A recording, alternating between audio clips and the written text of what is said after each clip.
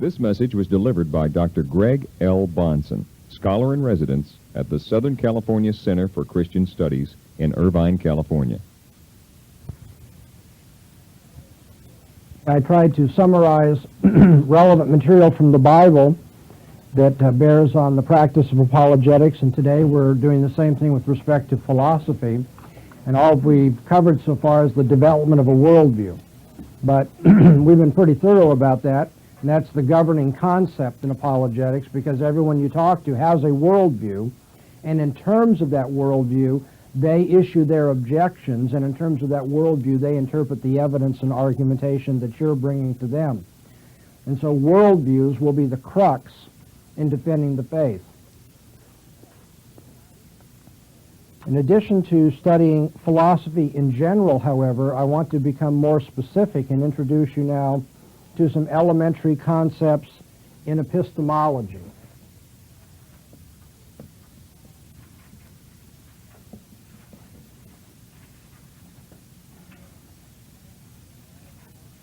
Epistemology is that subdivision of philosophy that's concerned with the theory of knowledge.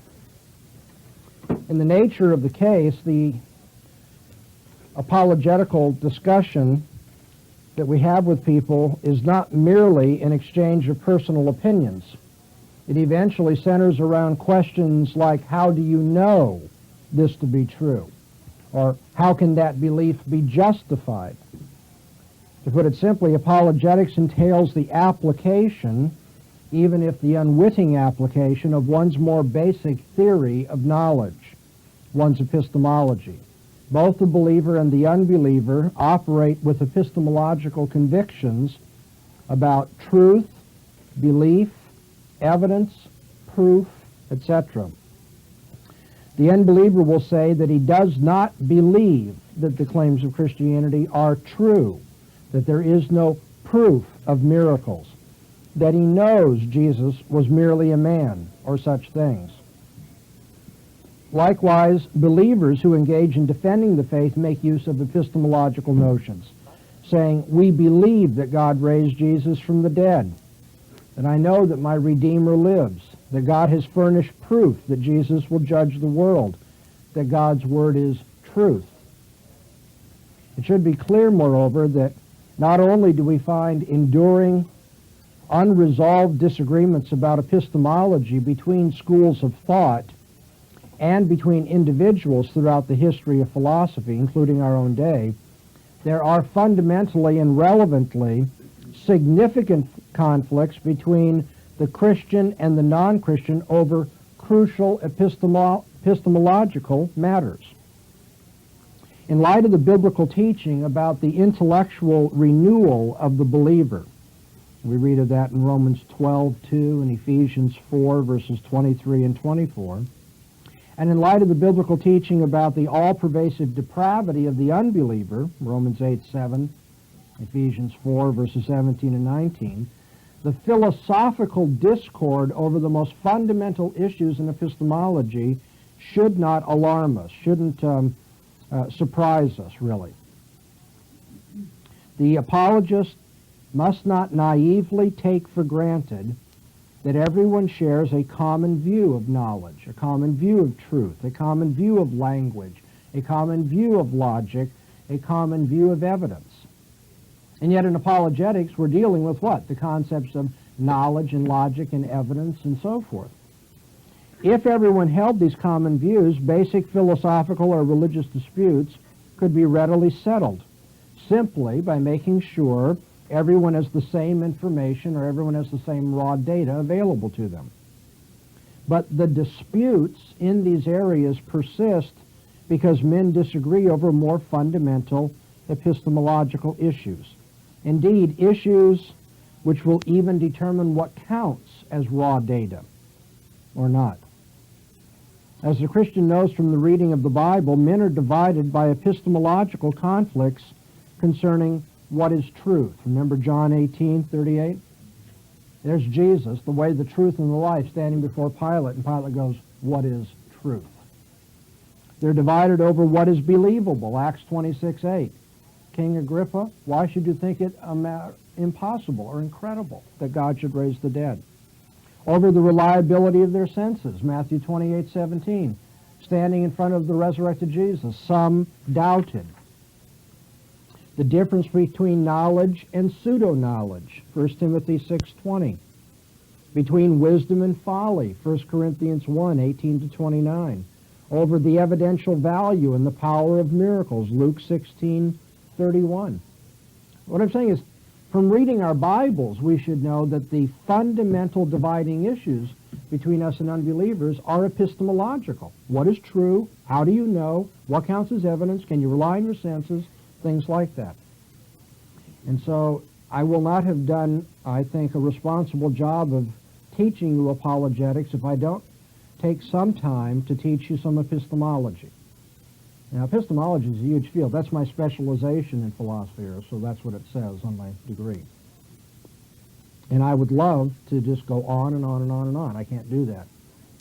But I think it's crucial that all of you have at least some fundamental notions of what we mean when we talk about knowing something, believing something, what is true, and what is it to have evidence for what we believe. So we're going to begin this afternoon in dealing with basic epistemology with the different kinds of knowing. Different kinds of knowing.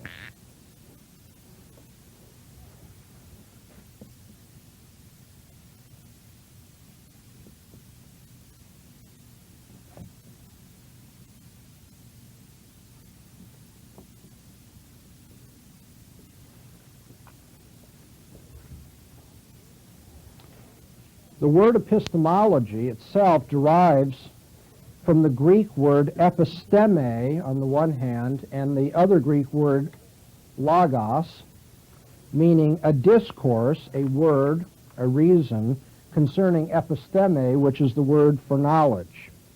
So epistemology is the theory of knowledge. We have to begin by reflecting a bit on the nature of knowledge then. I'll tell you, this clip is obviously wanting to give me trouble. What do people ordinarily mean when they say that they know something? Okay.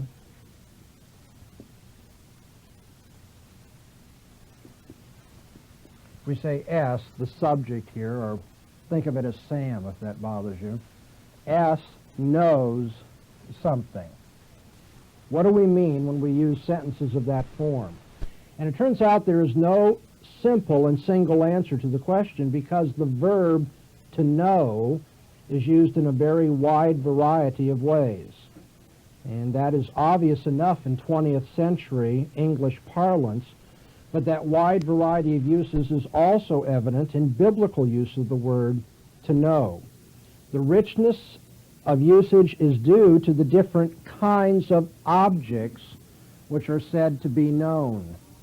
So S knows, and then something's going to go in this blank here.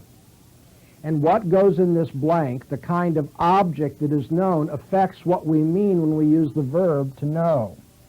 Okay, so what are the different kinds of objects that are said to be known?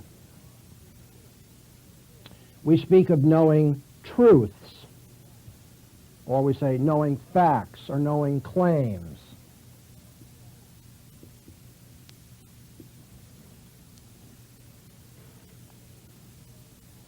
Another way of putting this is to say we know propositions. Here's an example. He knows that the car needs repair. He knows that the car needs repair. That's a truth or a proposition, a claim or a fact. And so before the use of a truth, we ordinarily in English have the helping word that. Now we could say he knows the car needs repair, or we could say he knows that the car needs repair.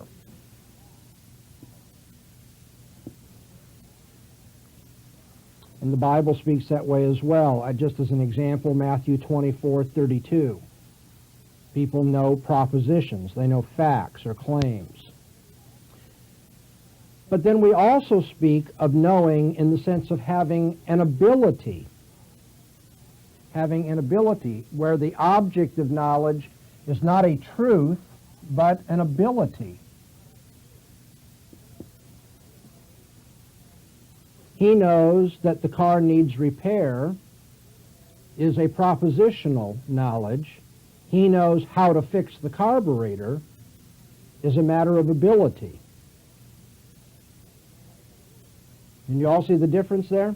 What is said to be known is not a proposition, but rather what you know is a skill. You have an ability. And the Bible uses the word know in that way as well. An example is Luke 11:13. And then finally, in the English language, we speak of knowing persons. We know truth. We know in the sense that we have abilities. By the way, when we say that he knows or S knows, and it's an ability that he's said to know, usually the helping word is how. He knows how to fix the carburetor. He knows how to please his neighbor. That would be a moral ability. Okay? Some people know how to make peace. Some people don't. Some people have that skill. Some people don't. So we know truths. We know how. We have abilities or skills. But then sometimes, thirdly, we say we know persons or people.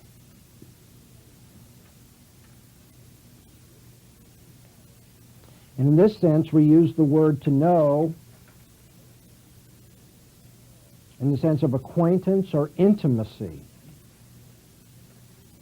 He has known him for years as his auto mechanic. And the Bible's full of illustrations of that kind of knowing too, where we know people and we know them intimately. In Genesis 4:1, Adam knew Eve, and she had a son as a result of that knowledge. That was not a knowledge of propositions. That was an intimacy of personal relationship. All right, so knowledge can be of different sorts. Of propositions, of skills, and of persons. The last two senses of knowing, an ability or a skill, or an interpersonal relationship, cannot by any means be reduced merely to the first sense of knowing, which I'll call intellectual knowing. Indeed, even with respect to some linguistic contexts which utilize the common locution for knowledge of truths, that is, situations where we would say, know that, the intended sense is not limited to a barely intellectual or theoretical sense. Psalm 46:10 says, "Be still and know that I am God." There, what you are to do, know that I am God, is certainly more than an intellectual apprehension. It also entails what? A personal relationship of trust.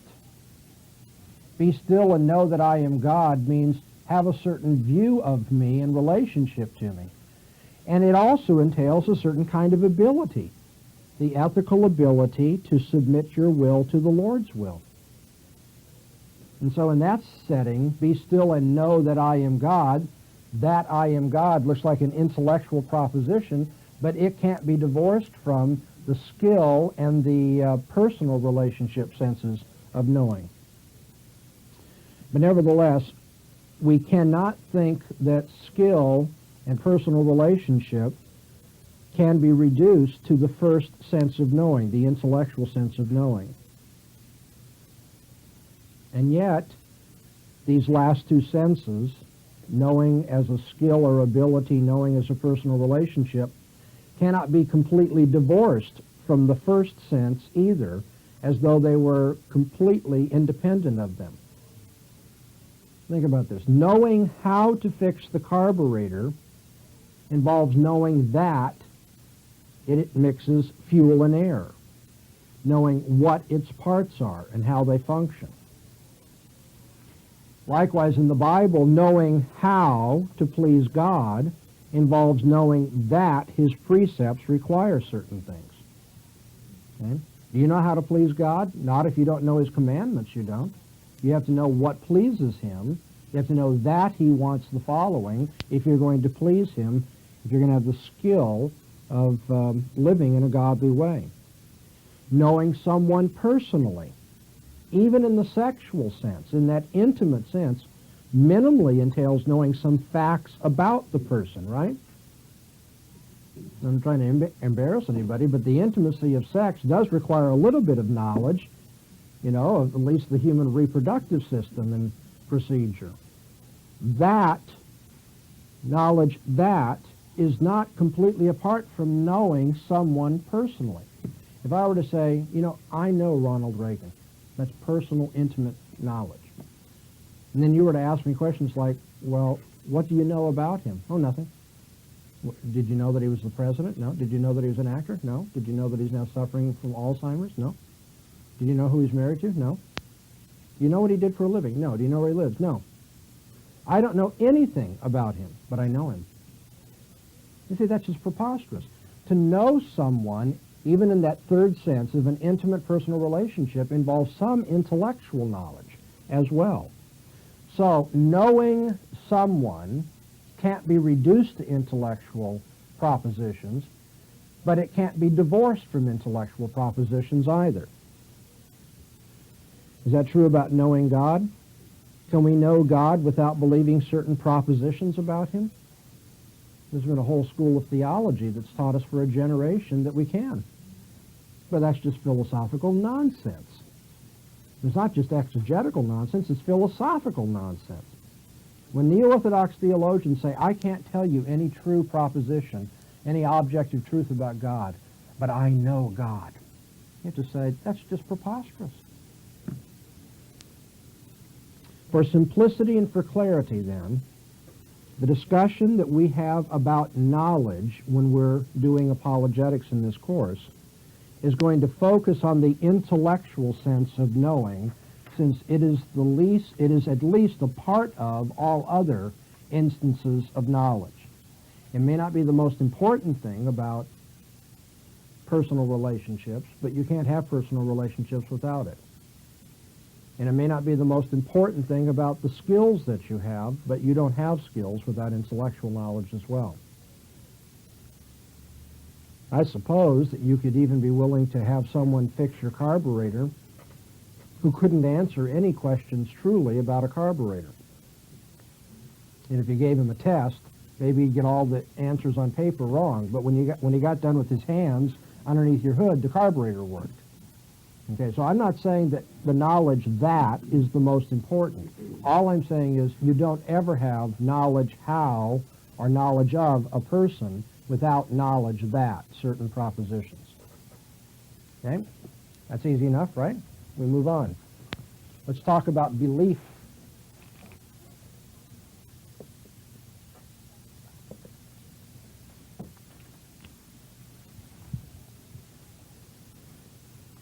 What is knowledge in the intellectual sense? Well, to build this up little by little, at the very first step, we can observe that all instances of knowing in the intellectual sense are a subclass of instances of believing. Whenever you know something, you at least believe it.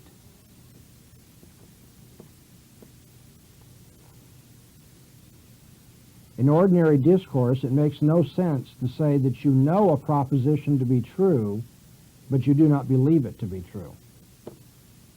And you say, I know that my next-door neighbor died, but I don't believe it. There are idiomatic expressions, notice idiomatic expressions, that gain their punch precisely by departing from ordinary discourse, though. That is, I might express this by way of shock. I know we won the lottery, but I still can't believe it. Well, that's technically wrong, but we're trying to express something pungently. We're trying to show the shock or alarm or surprise, and so we put it that way. But you see, even in an example like that, the statement wouldn't be intelligible. It wouldn't convey its sense of amazement if the use of the word to know did not ordinarily entail believing. Because what I'm saying is, by I know, I'm saying I believe. And then when I say, but I can't believe it, I'm saying, but it's unbelievable. So this is what makes it a pungent expression. I believe it, but find it unbelievable. So even in those apparent counter-examples, it turns out they rest on an idiomatic use of language that itself gains its punch from the fact that we take belief as a presupposition or a constituent element of knowing intellectually. Knowledge entails belief, to put it very simply. When we know something, we believe it. Of course, there are many kinds of belief of which people are capable.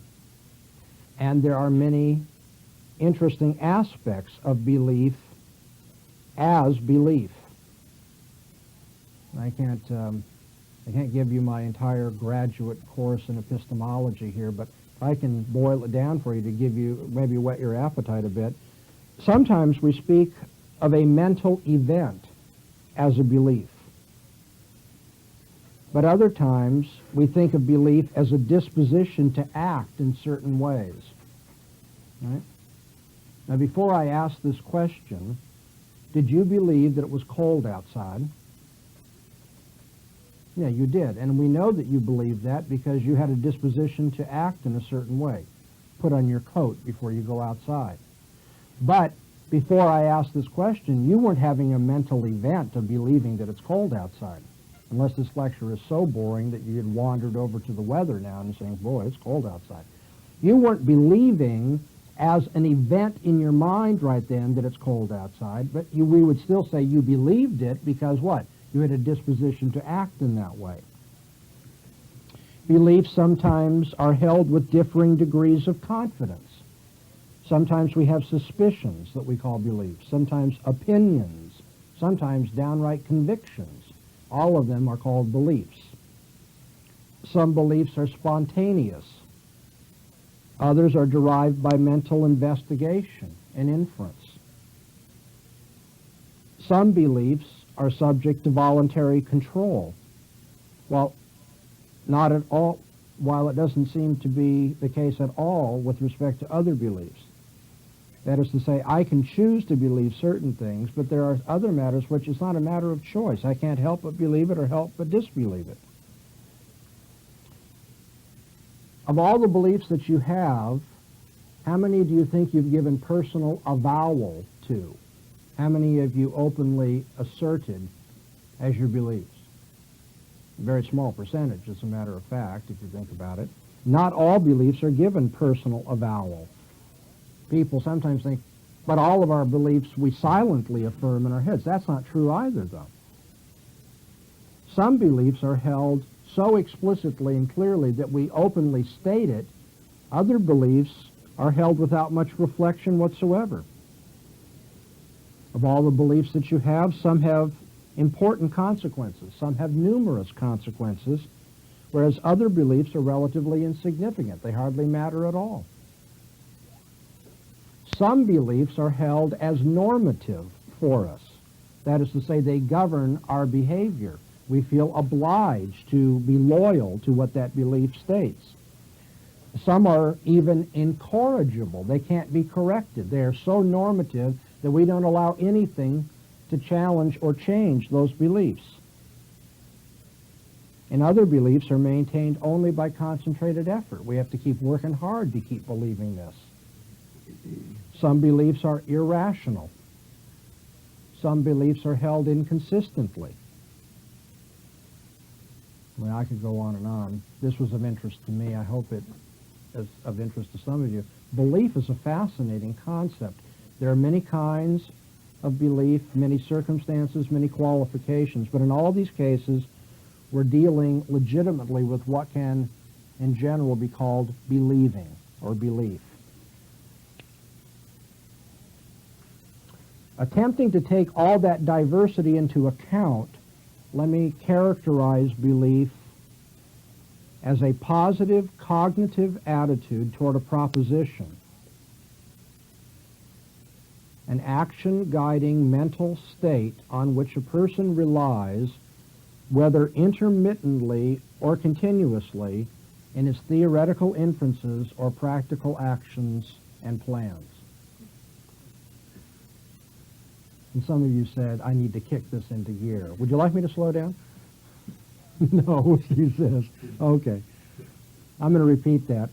You have to go home and reflect a bit on this. This is obviously a theoretical and highly attenuated definition. Belief is a positive cognitive attitude toward a proposition, comma, an action-guiding mental state on which a person relies,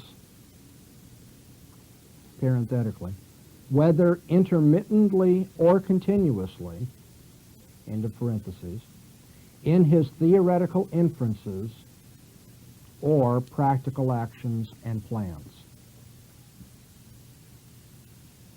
Real quickly, it's a positive cognitive attitude.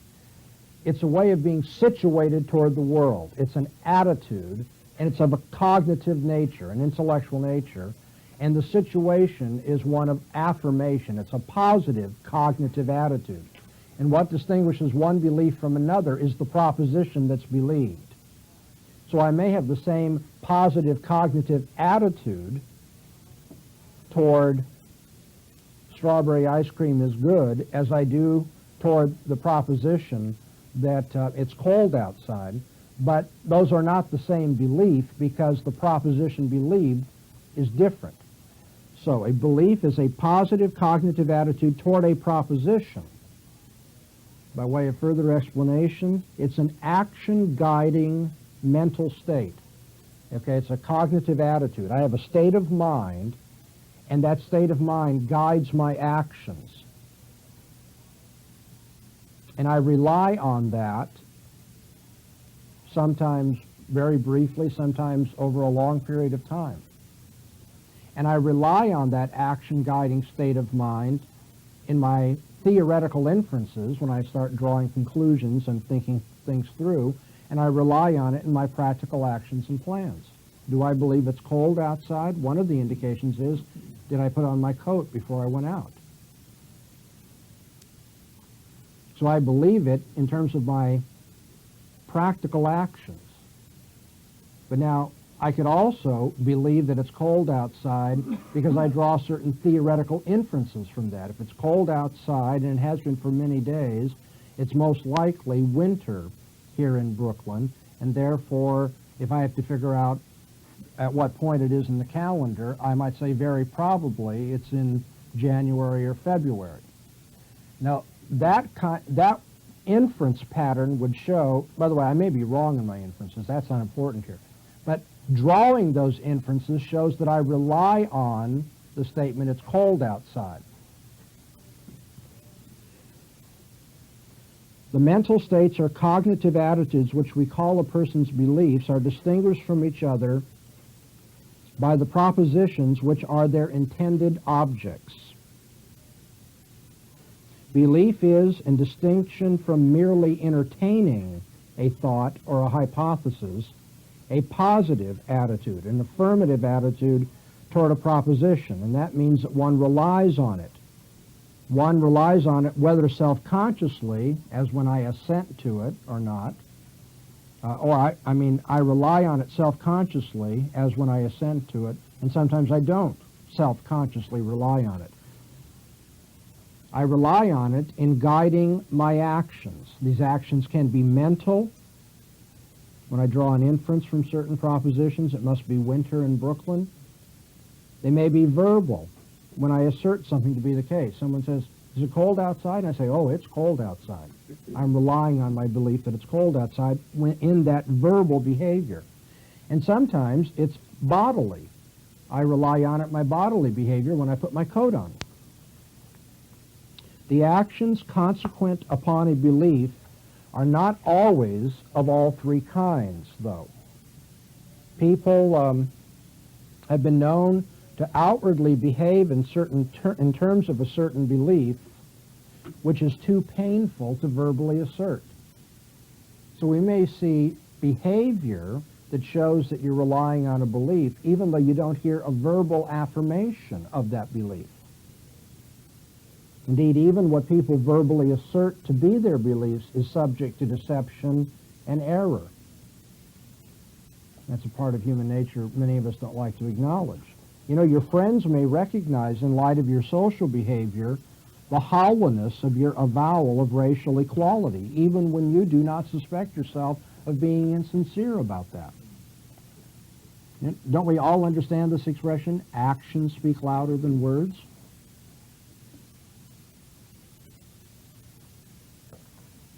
And let me note beyond this that a belief need not always be manifesting itself.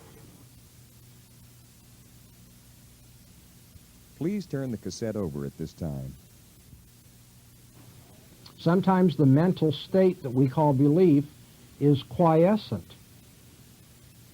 That is, it's a disposition so that under certain circumstances we may behave or verbalize or infer things, but we're not doing anything right now to give any indication of that belief. There is nothing that I've done, I think, in the last 2 minutes to indicate to you that I believe that I live in California. The belief was quiescent. It's not quiescent now because I've called on it as an illustration. So now I'm verbally asserting because I want to give an illustration of a belief. But I believe that I live in California even when I'm not talking about it or giving any evidence in my behavior or my inference patterns that that's what I'm thinking about. And even when the belief is in its active mode, that activity may be merely periodic, depending on my changing circumstances or other attitudes or desires that I have. That is, I don't always tell people I live in California.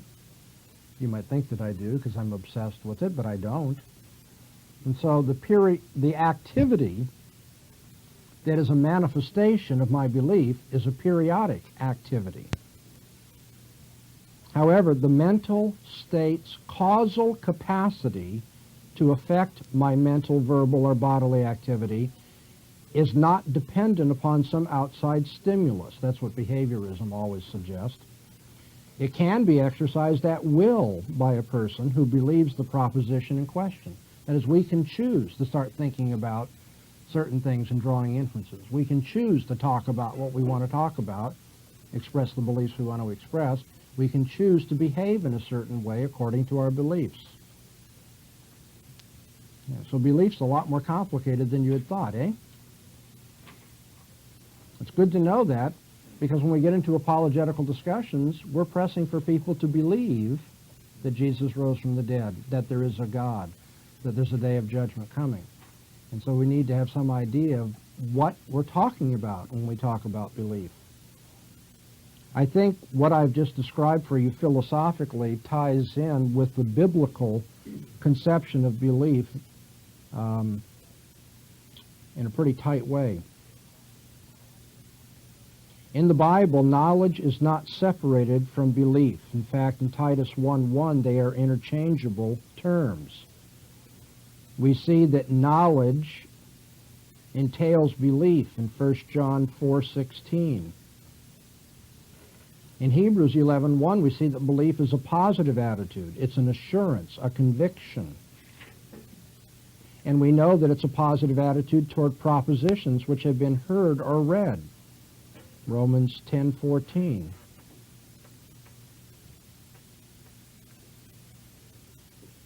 Sometimes in the Bible, belief is treated as a datable event. The Bible says, when you came to believe. So it is an event.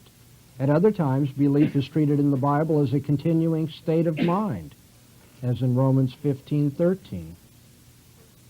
But that state of mind is sometimes temporary.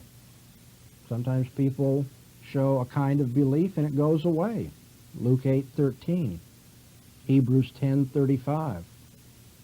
At other times, the state of mind is an enduring state of mind. Now, to be a theologian for a moment, we believe that faith is an enduring state of mind when it comes from God and is grounded in Him. when it does not come from God, the faith that is expressed of human imagination and generation doesn't last. In the Bible, when men live by faith, their belief intermittently comes to expression when the occasion requires. So you think of the example of Abraham or Moses in Hebrews the 11th chapter. And yet, there is another sense in which faith is continually operative in the life of the believer.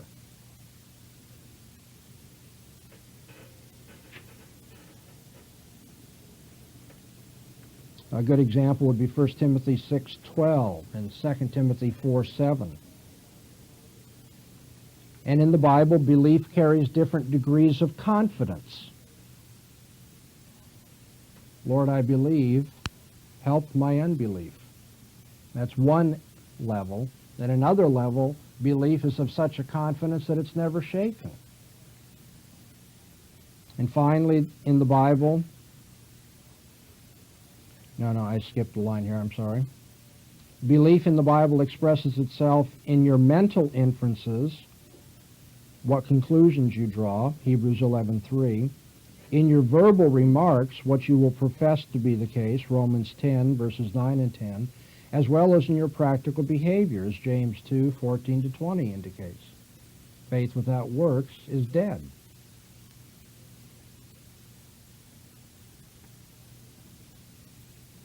And finally, there's a sense in which belief is not simply a passive response to external stimuli, but belief is exercised at will. And how do we know that it's exercised at will? Because it's morally enjoined upon men, both at its inception, when the Bible calls on men to believe God's proclamation, and in its continuing operation. We are supposed to exercise ourselves unto faith. Well, the fact that we have something to do with it, we're called on to exercise faith or to believe the proclamation, shows that it is somewhat under our voluntary control. Now, I'm speaking philosophically. I'm not forgetting that we don't have the ability to exercise faith until God grants it by His grace. But when He grants it by His grace, the point is we do the believing, not God. And so faith is something we do, and we're called upon to do, and we're responsible to do.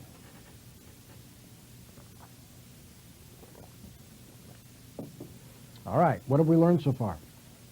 3 different senses of knowing. All of them involve knowing in the intellectual sense.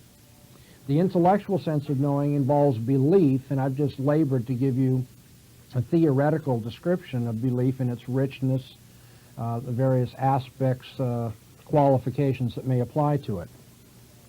Knowing something is a case of believing it. Yet, knowledge is obviously more than a mere belief. It often happens that 2 people believe propositions which are contradictory. One person asserts a claim that Winston Churchill was elected to Parliament in 1900, while the other asserts the denial. Winston Churchill was not elected to Parliament in 1900. In such a case, both people cannot know what they have asserted. And why is that? Because Winston Churchill cannot both have been and not have been elected to Parliament in 1900. At least one of them is mistaken. As experience shows only too often, not everything which people believe proves to be true. And whenever a proposition or claim turns out to be false, nobody can claim to know that proposition, even though a person may sincerely have believed it or thought that it was true. But you can't know the proposition if in fact it is false. A man may honestly believe that Mount Rushmore is located in California, but he really cannot know it for the simple reason that the claim's not accurate. So then, instances of knowing are instances of believing a proposition. However, not just any arbitrary proposition, but only those which have the added property of being true.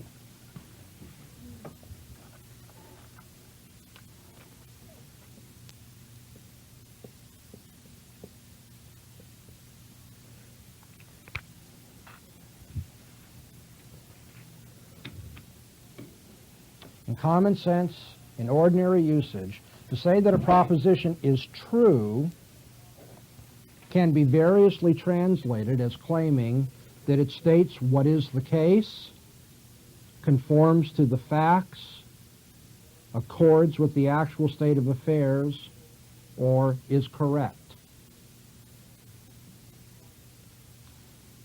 It isn't all that difficult to offer an adequate synonym for the predicate is true. It's altogether another matter to offer a theory of truth. Okay? So when someone says, well, in epistemology you have to know what truth is. So what is truth?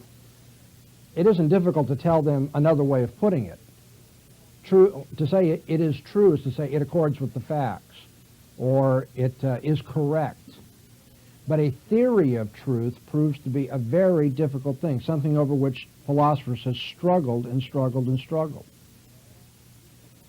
But those of you who are going to be cautious in your thinking should note that differing theories of truth which have been advanced by philosophers are not necessarily in conflict with each other. Various theories of truth that have been offered by philosophers are not necessarily in conflict with each other. I point this out because I've read many attempts by Christians to write elementary introductions to philosophy, and they really embarrass us because what they'll do is they'll present different theories of truth like they're at war with each other. Like, which one's it going to be? Well, the different theories of truth do not necessarily conflict with each other because it turns out, if you analyze what's going on, they're really addressing different questions. Some theories of truth are addressing the question, what is the nature of the property that we call truth? For instance, the correspondence theory does that. Other theories ask, what is the evidence for the presence of that property? The coherence and pragmatic theories of truth do that. Yet other theories are answering the question, what is the logical structure of those sentences that use the term true or truth? The semantic and performative theories of truth address that. And so these theories of truth are not put out there like, okay, now you've got to pick one of these. Well, they're not all trying to do the same thing. And one of the best giveaways of an amateur status in epistemology on the part of a Christian is when they say, now you've got to choose between the correspondence and the coherence theories of truth. The correspondence theory says that something is true when it corresponds to the facts. The coherence theory says something is true when it fits in a coherent theory. That is, it coheres with all the other things that we believe. And then you see Christians, I mean, especially in the 20th century, over and over again. You know, it's like the advantage of this over that. They're not even answering the same question. There's no need to choose between those two.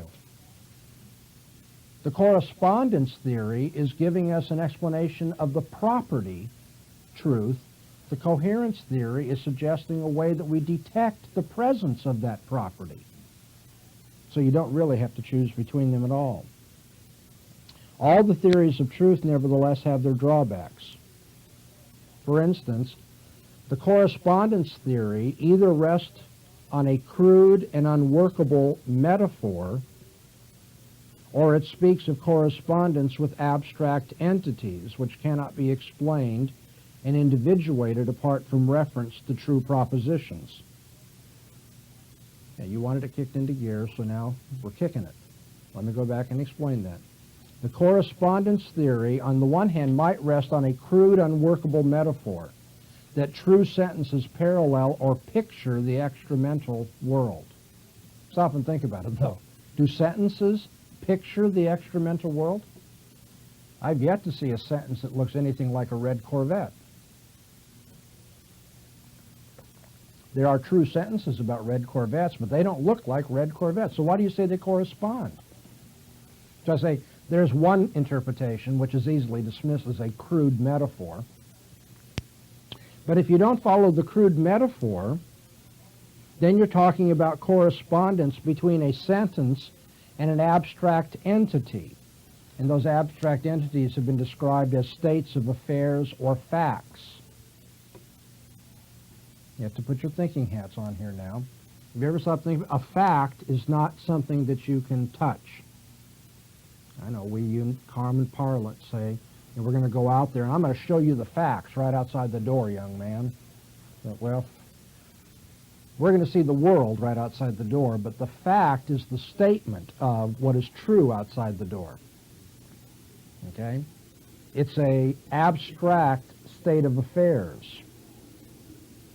Now, when I say truth is the property of a proposition or statement corresponding to an abstract state of affairs, how can I explain that correspondence between a verbal expression and an abstract state of affairs unless I know how to individuate states of affairs? What does it mean to individuate? It means to separate and to discern, to see the difference between one thing and another. Are all states of affairs the same? Is the state of affairs of eating Chinese food the same state of affairs as eating Mexican food? No. Well, how do you individuate those states of affairs? Well, any attempt to individuate those states of affairs is going to require you to refer to true propositions. Okay? One of the things that individuates the state of affairs of eating Chinese food is that that's what Dr. Bahnsen did today, and eating Mexican food is something he did not do today. So one is true, the other is not. Anybody uncomfortable? Correspondence theory of truth states that a proposition is true when it corresponds to a state of affairs. Next question, just any state of affairs? No. The true states of affairs. And so the correspondence theory of truth requires you to know what truth is before you can define what truth is. It's not helpful at all then, it turns out. Correspondence theory of truth, beyond the verbal provision of synonyms for English expressions or other natural language expressions about truth, doesn't really help us at all. Unless it's a crude metaphor. For most people, sadly for many apologists, I think that's all it is. It's just a crude metaphor, and it doesn't work. And yet we all know what's being asserted when people say a thing is true when it corresponds to the facts, when it corresponds to the world. But trying to make sense out of that, to offer a theory by which we can state that, has seemed very slippery and difficult for philosophers. Similarly, the coherence theory relies on the premise that two inconsistent propositions cannot both be true. The coherence theory of truth says a proposition is true when it coheres with all other beliefs that we hold or things that we know. Well, that assumes, at a more primitive state, that a proposition is accepted as true when it coheres because two things that conflict with each other cannot both be true. If you didn't start with that assumption that two propositions that conflict with each other cannot both be true, the coherence theory couldn't get off the ground. What's the difficulty? Well, that means I have to know what truth is before I can state the coherence theory of truth.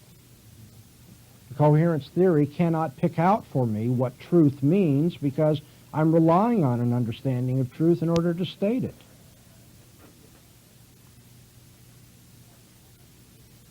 The pragmatic theory of truth says that true sentences are corroborated by their practical results. John Dewey said that the meaning of a sentence is its practical outworking in life. A sentence is its cash value. What does it call for me to do? And if a sentence whose meaning is the practical effects, if that sentence helps me to be successful, those practical effects are beneficial, then the sentence is true. The pragmatic theory of truth says that a sentence is corroborated by practical results. Of course, that theory of truth presupposes that we know in advance what results should truly be expected from any sentence. But if we have to know which events would truly be expected, we already have a theory of truth before we apply the pragmatic theory of truth. Want me to illustrate that? Helps put some flesh on these bones, right? Here's my sentence. Here's what I am going to believe. I believe that I'm in the Rocky Mountains right now. Well, one of the things that would be cash value for being in the Rocky Mountains right now is that if I go outside, I'll see bears. I mean, there are other things too, but let's just use that one. Okay? Now, how do I know that that is truly what to be expected if I'm in the Rocky Mountains? Well, I have to already know what is true before I can practically test, then, the proposition. What if it turns out I'm, in fact, in Australia and I go outside and not knowing any better, I think wallabies are bears? Then I would have pragmatically verified that I am, in fact, in the Rocky Mountains when, as I just said, I'm really in Australia. You already have to have some idea of what is true and what to expect before the practice.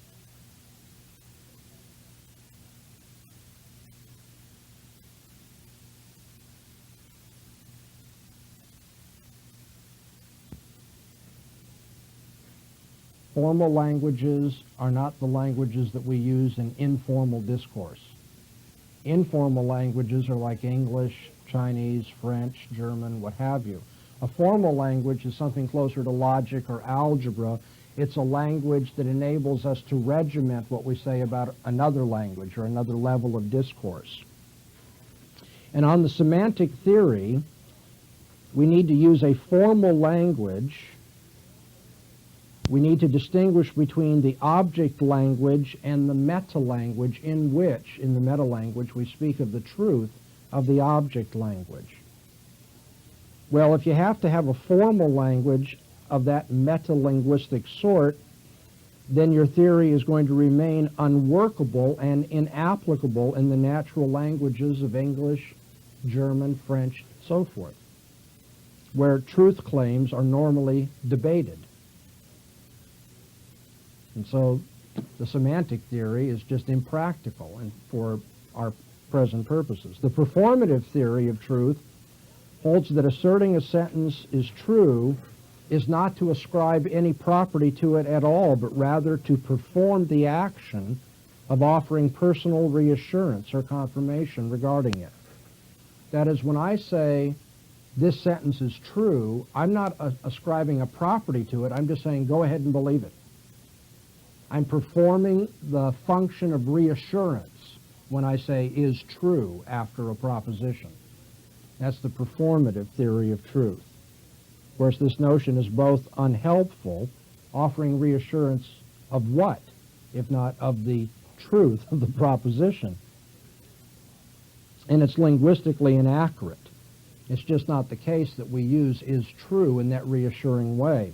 Every statement made by Napoleon was true. Now, in that case, I'm ascribing a property to the statements, and I cannot be properly rephrased as saying every statement made by Napoleon, I confirm it. See, it just doesn't fit in the many cases where we use the locution is true to say that I'm functioning to offer reassurance rather than ascribing a property to it. Well, so we have all these theories of truth, right? Correspondence, you want this in your notes, fellas, if you're going to take the exam. Correspondence, coherence, pragmatic, semantic, performative, and they all have their problems. What's the Christian say is true? A Christian understands more fundamentally than any of these that truth is whatever conforms to the mind of God. Truth is whatever conforms to the mind of God. And that definition or understanding of truth accounts for the Bible applying the term true or truth not only to the facts. There are propositions or assertions that the Bible says are true. After all, the facts are predetermined by the mind of God, right? That's what the Bible teaches us. So the truth is whatever corresponds to the mind of God, whatever corresponds to what He has predetermined. But it also accounts for what is eternal and absolute. Sometimes the Bible tells us that God Himself is truth. Jesus claimed that, didn't He? I am the way, the truth, and the life. How can Jesus be the truth? He's not even a proposition. Well, Jesus is the truth because He corresponds to the mind of God, doesn't He? In fact, the Bible tells us He is the mind of God. He's the Logos of God. And the Bible also speaks of the truth as that which is ethically right. We are to walk in the truth. Walking in the truth is more than saying true things when we talk. Walking in the truth is a very broad and rich concept in the Bible. It means walking in the character of God, being godly in all aspects of our behavior, not just verbal or intellectual. Now, there's another concept that you have to be familiar with. I hate to run through all these things so quickly, but at best I can give you a flavor of what you need to know philosophically, and that's the concept of having evidence.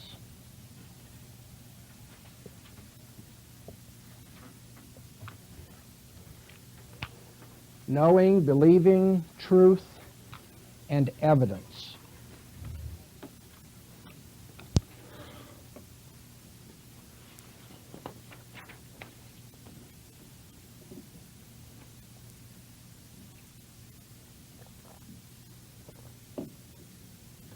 We've said that for someone to know a proposition, at least two conditions must be met.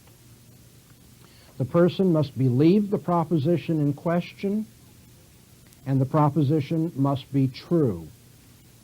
However, even this is an inadequate analysis of knowledge. At first sight, it might seem that if we believe what is in fact true, then we have knowledge. But on further reflection, to define knowledge as true belief proves to be far too broad. The reason for this is that true beliefs can sometimes be arrived at by invalid means. True beliefs can be arrived at from false premises or without requisite regard for evidence at all. Let me give you some examples. Suppose that Sam believes that in 1985, the initials of the President of the United States were RR.